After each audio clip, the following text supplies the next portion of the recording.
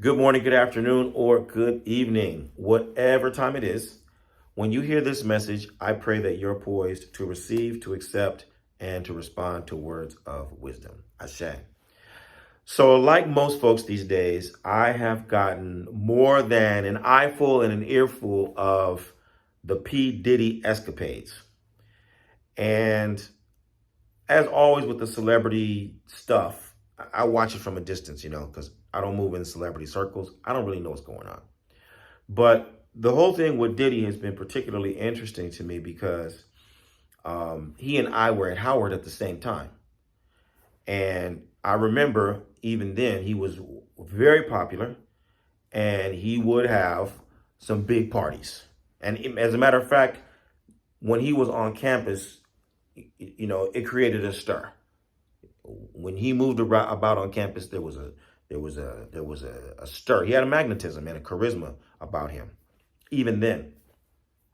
And so it's been interesting to see the progression of his career up until this particular point. But it stood out for me today because in my daily devotion, today belongs to Orisha Egbe.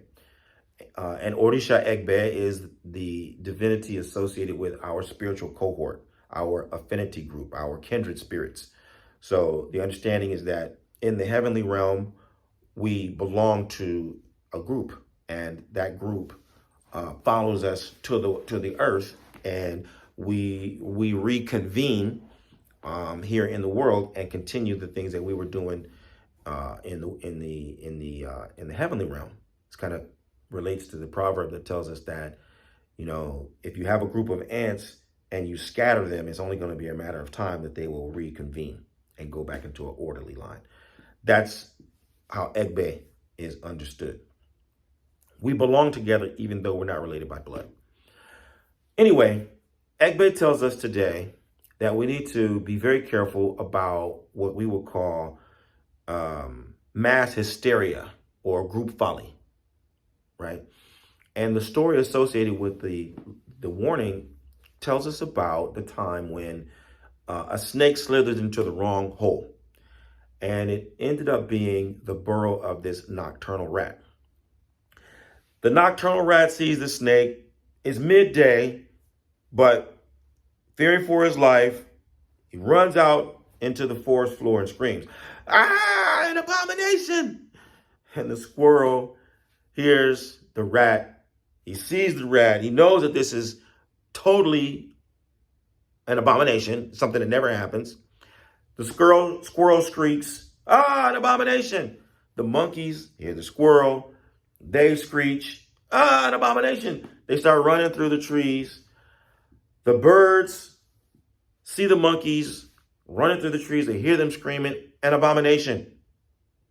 The birds are flocking through the skies and they're screeching, "An abomination!" They hover over a herd of buffaloes. The buffaloes stampede, running straight toward the village.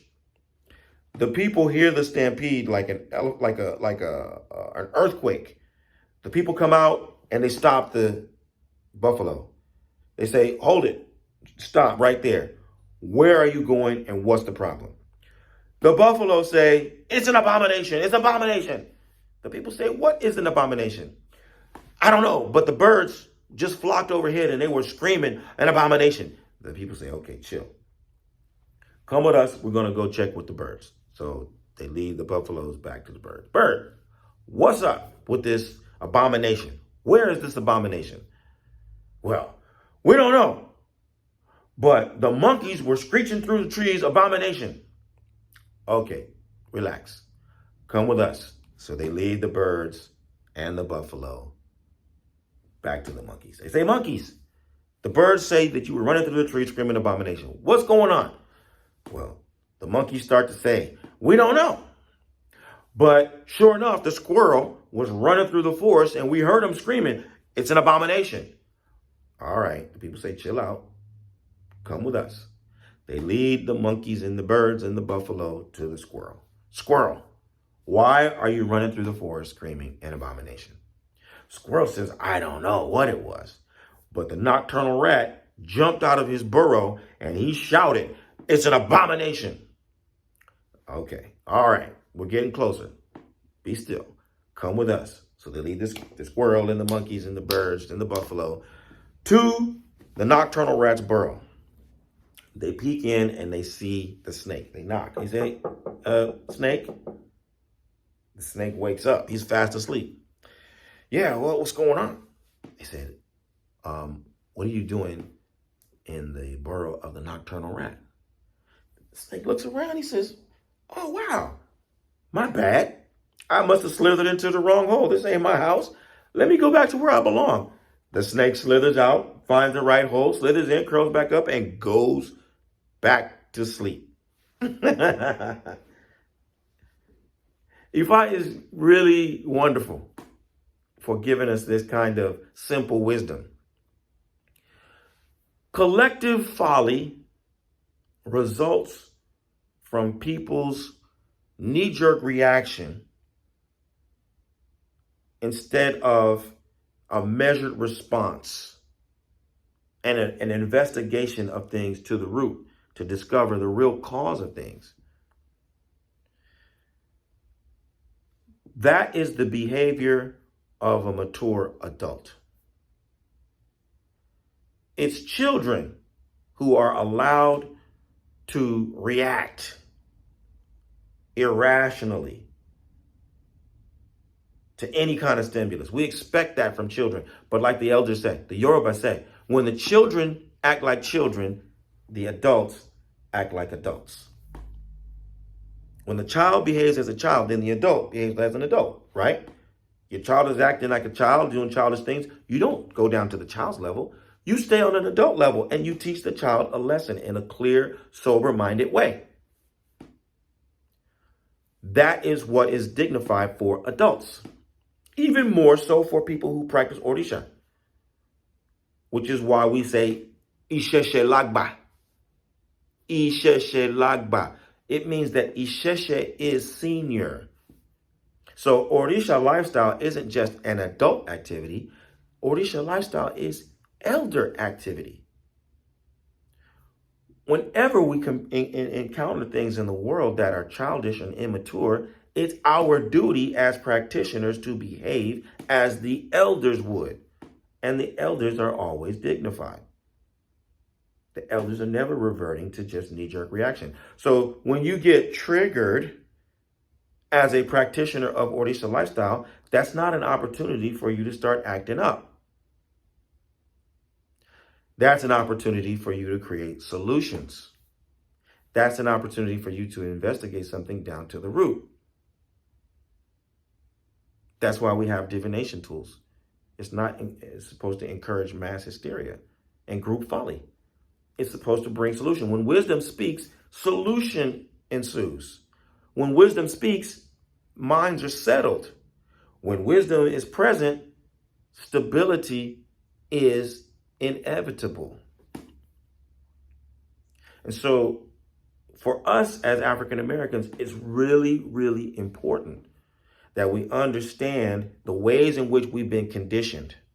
You know, when you grow up in a hood environment and a fight breaks out at your school, for example, everybody just gets caught up in the adrenaline rush and children are running and screaming and, you know, ooh, a fight, a fight, a fight. I don't know if you grew up in that kind of an environment, but I remember that's how it would be. Nobody is intervening to break it up. Nobody is intervening to create some kind of conflict resolution. Nowadays, people even break out their phone and film it. But that's childish behavior. And I want to pause here to say, you know, my intention is not to shame you. My intention is not to condemn you. But I do want you to understand that this is deplorable behavior for adults, especially. Children, okay, it's not appropriate, but it's understandable. But as an adult, this is completely undignified. There's no reason for adults to be caught up in this kind of a mob mentality. It's very unbecoming of adults. And for people who practice Orisha, it is absolutely no, there's no wisdom in that kind of behavior. It doesn't reflect any of the depth of our, you know, pool of wisdom. So whenever we find ourselves caught up in this collective folly, we're laughing and joking at people's demise. We're calling for condemnation and all kinds of vigilante justice for situations that we don't know anything about. We got to challenge ourselves. Even at the level of simple gossip, you got to challenge yourself. You got to ask yourself, why? If I am known as a sober-minded person who's about business, and you assume that I'm busy all day, every day, creating opportunities and solving problems, why do you think it's appropriate for you to come to me with somebody else's nonsense? What is it within my presentation of myself that makes you think that it's okay for you to come to me with this nonsense? What is it that I am showing you that says, oh yeah, I'm open and receptive to this guy's problem and this girl's problem? What is it? That's something I need to challenge within myself and say, I need to remove that. Or however I'm sending that message, I need to get that out. Because I don't want you thinking that. I am doing what I'm supposed to be doing. I'm carrying out my mission. And if what you're talking about is not about the mission, I don't want to hear it. I'm not interested. The only reason you're telling me about this person's problem is because you want to sit down and you want to see about solutions. Other than that, you shouldn't be talking to me about that nonsense. Why aren't you coming to me saying, I got this problem, I got this problem, I got this weakness, I got this flaw, I keep committing this error, I can't figure out how to get myself beyond this?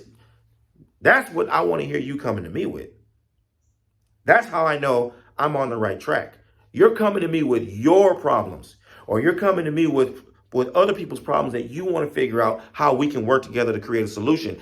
That's when I know I am on my J. So if people aren't coming to you with that, then you got to question yourself. If your timeline is filled with confusion and nonsense, you got to ask yourself, why am I following these people? What is it that I'm clicking and liking that keeps getting me exposed to more and more and more gossip, nonsense, mayhem, confusion, and foolishness? Because that is what is reflecting my participation in the collective folly. And that's not what it's about. That is not what Orisha lifestyle is about. Okay? So I want to extend to you this opportunity, this invitation to investigate yourself to the root before we even challenge everyone else. Let's challenge ourselves.